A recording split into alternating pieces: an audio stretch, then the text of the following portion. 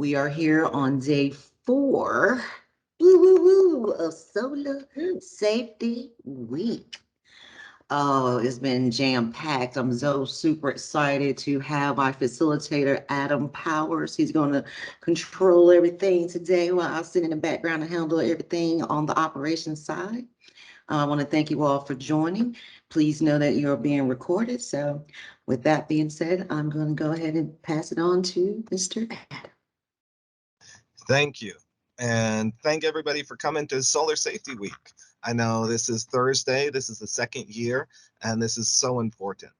My name is Adam Powers, and I am the Executive Director of KeyTech Labs, which our mission is to bring emerging technology to underprivileged areas to help create self-sustainable communities. I'm also part of BOSS, Black Owners of Solar Services, and Amicus JEDI Committee.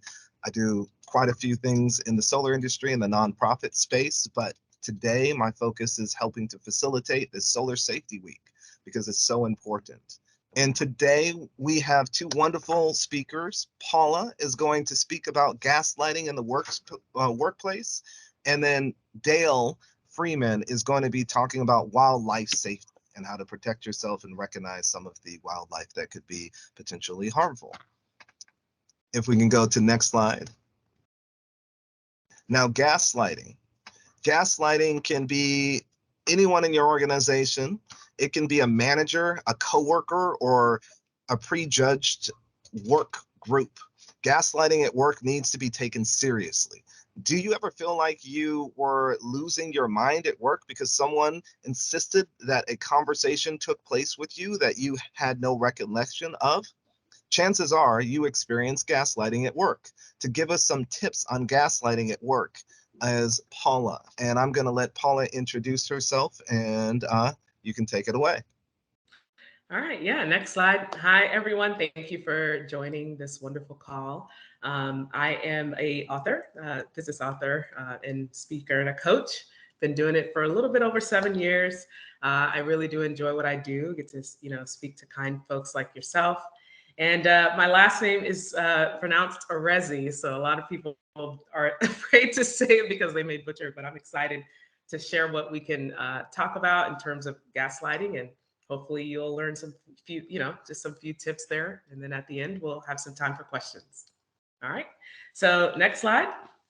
All right. So gaslighting is a very, very important topic that is not being discussed in the workplace. A lot of folks are just not in the know of it. I mean, I don't know about you, but I think of gaslighting. I was thinking of more in relationships, but obviously relationships carry on in the workplace. So it's better to define what the gaslighting terminology is. That way we could talk about, identifying it through behaviors, what to do about it, and so forth. All right. So here's the definition. I'm going to read it out loud. It just makes more sense. So gaslighting is a specific type of manipulation where the manipulator, okay, that could be a supervisor, manager, is trying to get someone else like yourself or maybe a group of people to question their own reality, memory, or perceptions. All right. So basically, this picture is a great image of, like, you know how you think you're losing your mind. You're like, I know this person said this, but we're gonna dive a little deeper, more about with an example. All right. So the next slide. So here's an example of a gaslighting situation. And I'm using this because this actually did happen to me. So you're getting a little firsthand here, but it's going to probably bring you back to some past workplaces that you may experience that as well. So let's say you were given a project. It's a very big project, and this is going to be tied to your promotion, your review, and so forth. You want to show off your skill sets. So you go ahead, you have that one-on-one conversation with your supervisor. There, he or she is saying, hey, this is the rubric for this project. This is what I need from you. And let's do a post project meeting. So you complete the project, you had the best creative ideas, you put that puppy together, and then you have this one-on-one, you share your project outcomes with your supervisor, and your supervisor is so happy, excited, saying, man, we're going to share this in the company-wide meeting. I'm going to give you a high five on that meeting so that you can be recognized, and this is going to be tied to your promotion, right? So let's say the company-wide meeting is happening, all right? And then now this is your moment, the project's shared, and your supervisor takes credit over your project. And you're like, wait a minute.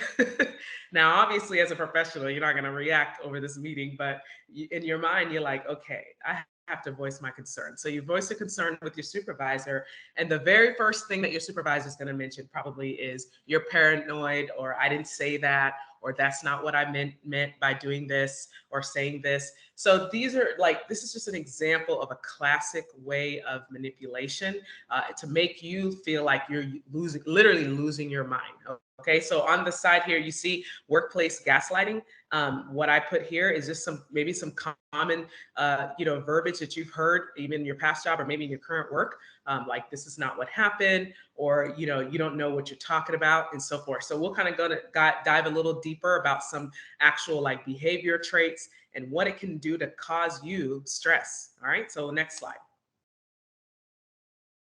So here's the gaslighting in a snapshot. If anything, just remember that if you want to look at this and review this, make sure you can keep this in the forefront of your mind, because these are small things that are happening because the person, your supervisor, right, or a manager that has a different type of authority in a different department, it's a sneaky form of an abuse. You won't even know it's happening. That's why I'm able to speak about it, because I didn't even know it was happening for the 2 years that I was at that place of employment.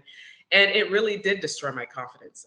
I felt insecure. I felt intimidated. I'm like, well, I know my stuff, but that's exactly what gaslighting will do. It'll cause you to question yourself so much that you're so caught up in that bubble of stress. And then it's intimidating because, again, this is, we all start our careers in an organization that you hope to have, a position of power soon or something, or this is like an organization that you absolutely love, but then your supervisor is using these gaslighting behaviors and it's making you feel intimidated. And then it does interfere with your productivity. Okay, so think about you working and trying to, bring the best you, and every time you do, you have a deflation happening with your supervisor that keeps saying to do this, and you're doing it, and then they keep coming back and say, no, that's not what I said. So you're going to be constantly stressed out during your work week, your work day, because your focus is on this, like, okay, I know I'm not losing my mind, right? And then it does cause isolation from other employees, because you're probably so stressed out, you're talking to everybody else and it's stressing them out. And then usually, like I said, it happens with a person of power. So keep in mind that the person of power doesn't have to have an aggressive tone. They can do it in a very slick, sly way. You won't even recognize that. And then also, again, just going back to what I mentioned earlier, as the definition mentions, it makes you second guess your own perceptions. Like you're sitting in a meeting, you wrote down specific things that your supervisor said to do, and you've done it. And now they're saying, no, I didn't say that, or no, I didn't mean it that way. So these are things that can really jack you up. Okay, so just think of it as like fact versus fake. All right, so next slide. So you're probably wondering, all right, I have been there. I've been in this situation, and this is very prime time because, in the workplace, there's a lot of stress with things that are going on now. People are trying to get ahead or keep their job. So this can be an all-time high for those, gaslighting behavior traits to actually occur. But what I want you to do is know that, in any situation, it's always about being professional.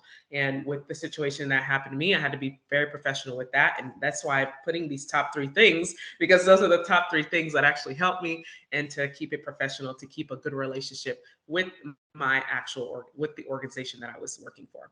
Okay, so first things first, you want to document everything, be as detailed as possible, because let me tell you, every conversation and every outcome, it matters when you detail it. For example, once you have your meeting with your supervisor or someone that is a position of power that is, exhibiting those gaslighting behavior traits, you want to go ahead and send an email recap and say, hey, I just want to make sure that I was on top of this. And you don't have to, make it known that you're trying to figure out if they're a gaslighter.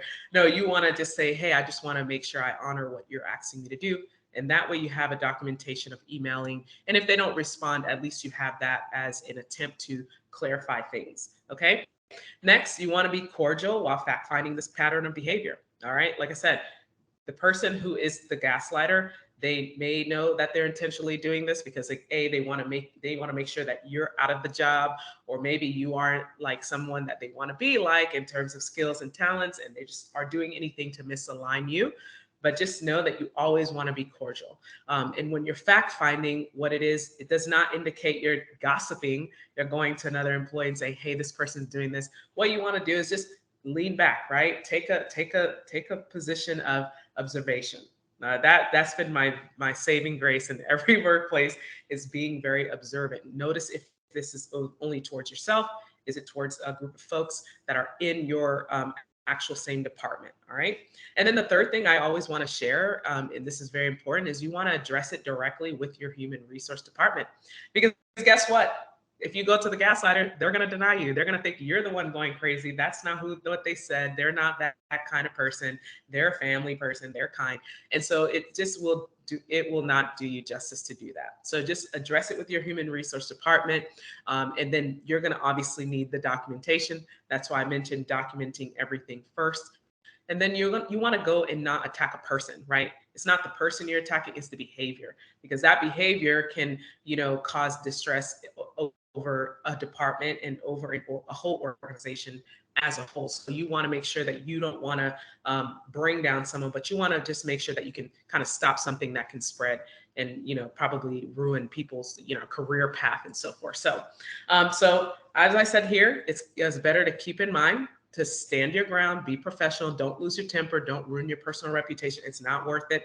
As many times as I wanted to be that, I'm not like that in real life, but still, it's angering because you really want to do something and you're showing it off, you're showing your skill sets, and you want to have that promotion, but someone always comes by and takes it away because they're making it seem like you're the one losing your mind. So always just keep that professionalism at all times. So hopefully this has been helpful.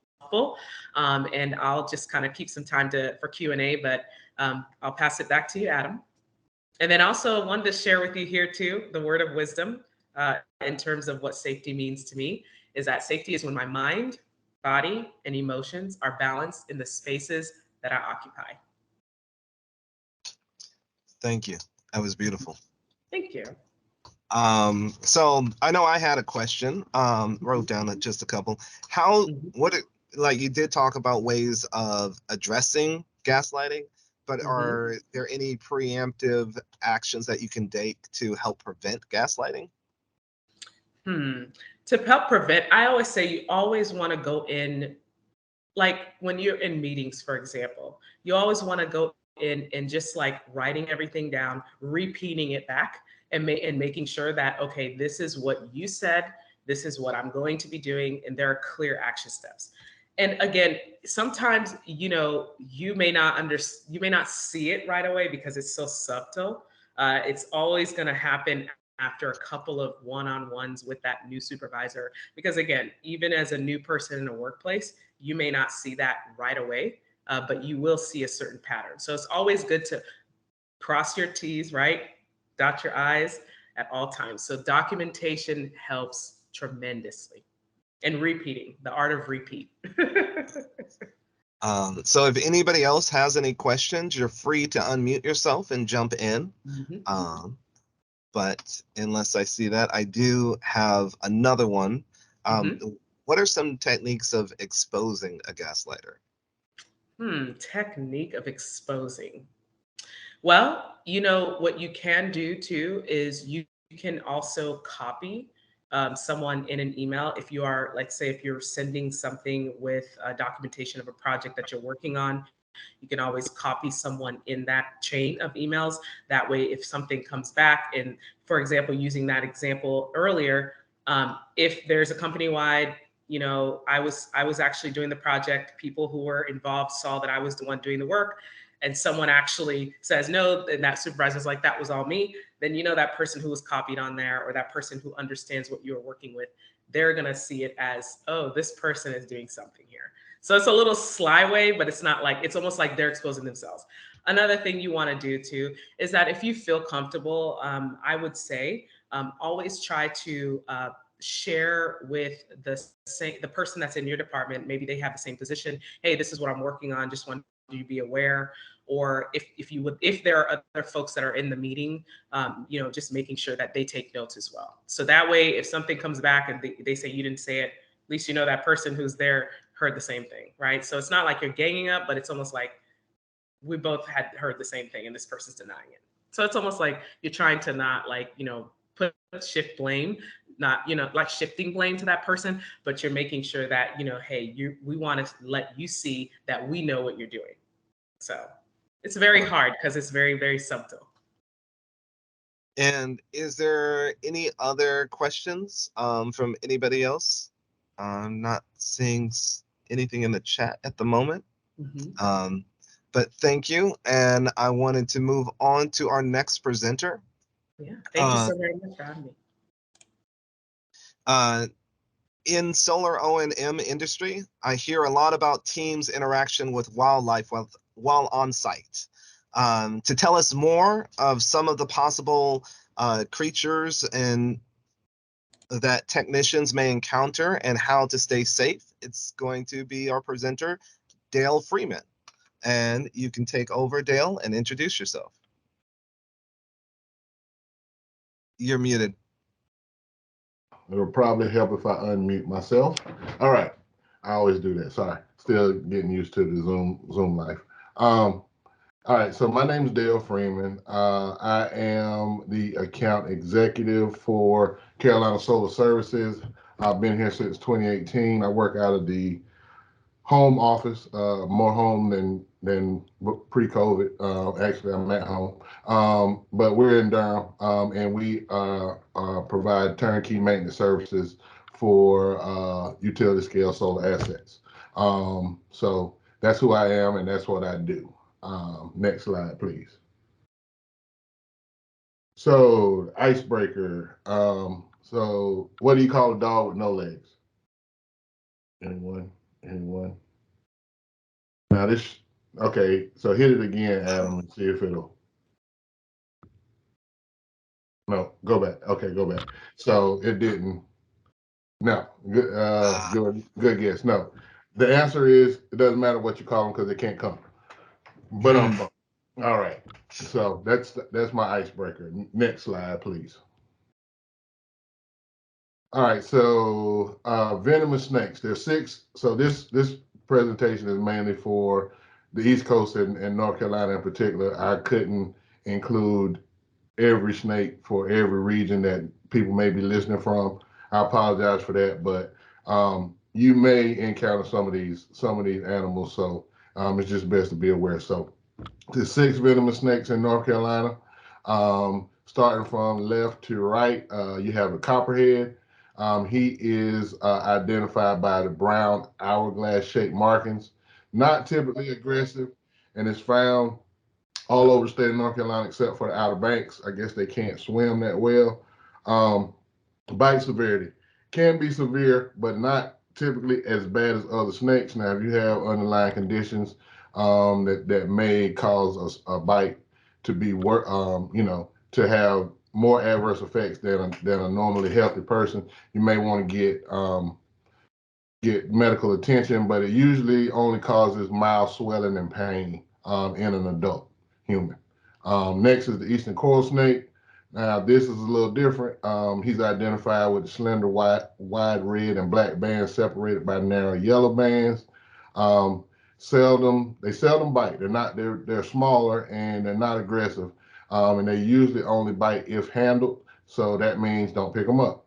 And they're mostly found in sandy wooded areas.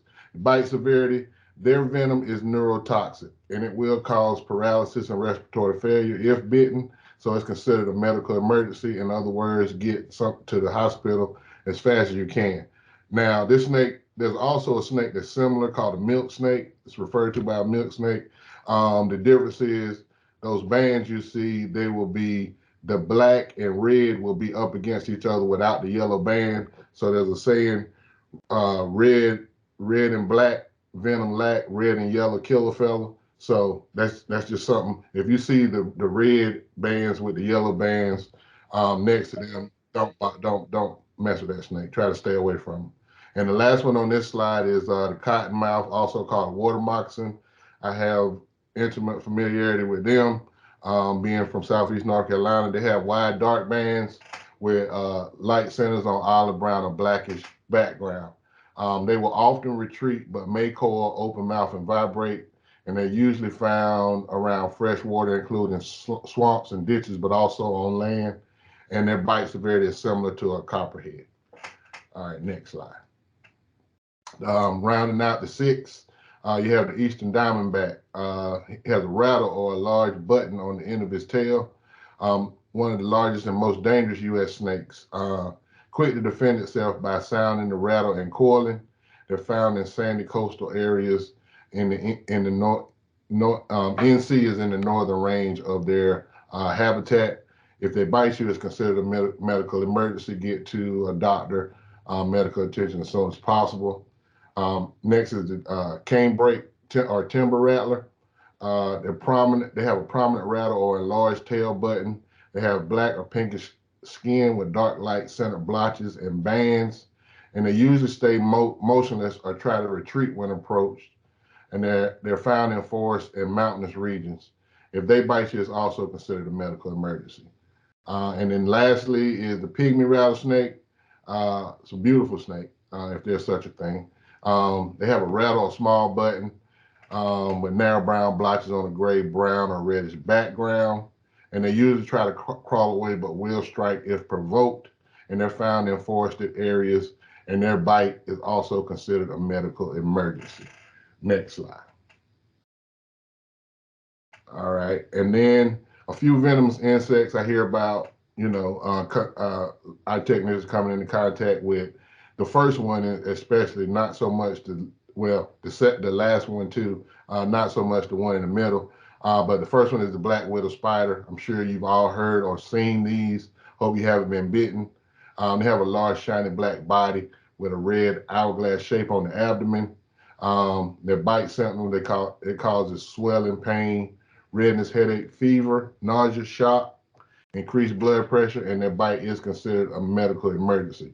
The thing about it is they're so small that they usually fall down inside your clothes or underneath your collar. So if you feel something weird and you don't see it, you might want to just go get checked out and, assuming that you may have been bitten by one of these. Next is the brown recluse. Small brown body with long legs, typically the size of a penny or a quarter, which is not very big either. They're timid, and they most often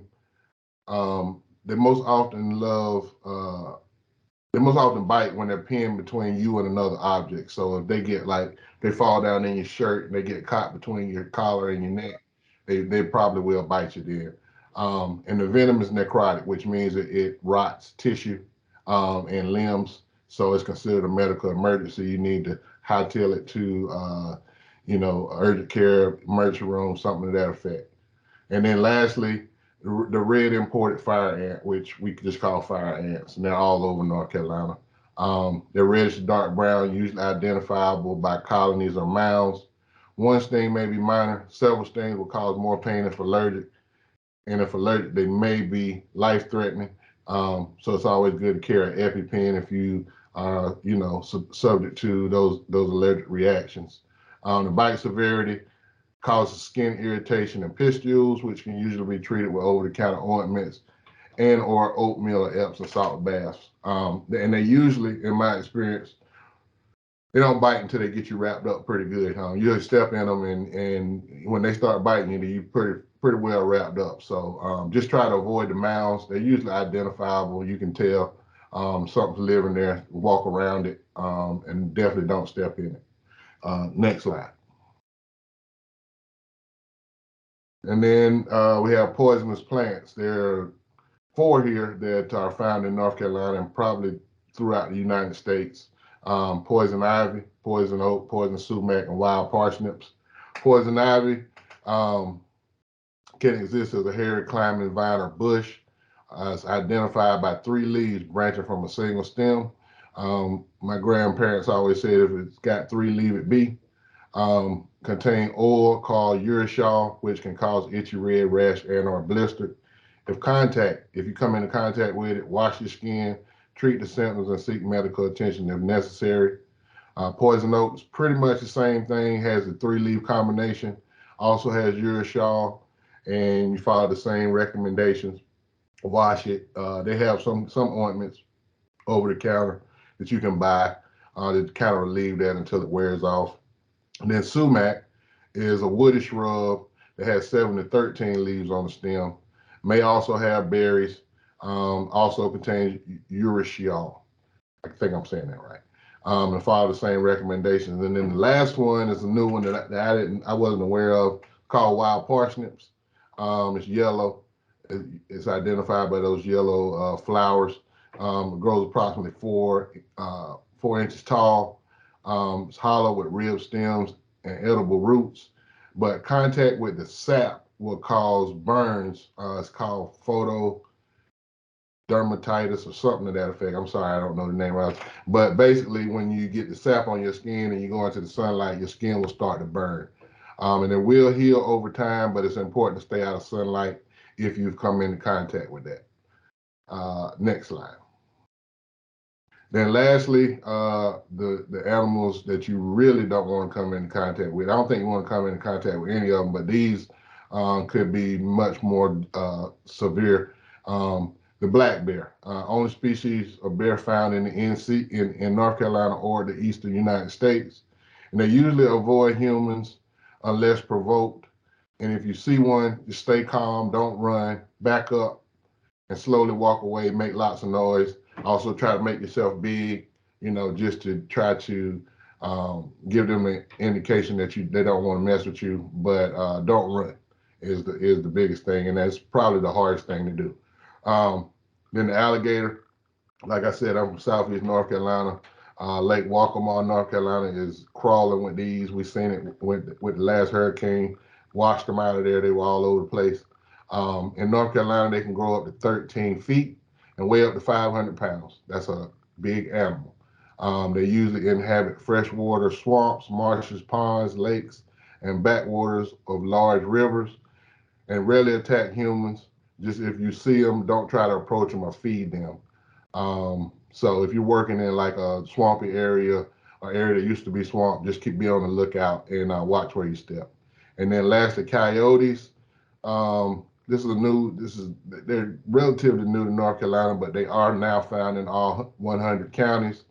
They usually weigh 20 to 45 pounds with reddish to dark gray thick fur, and they rarely attack humans. But if you see one, do not feed it and avoid conflict with the coyote.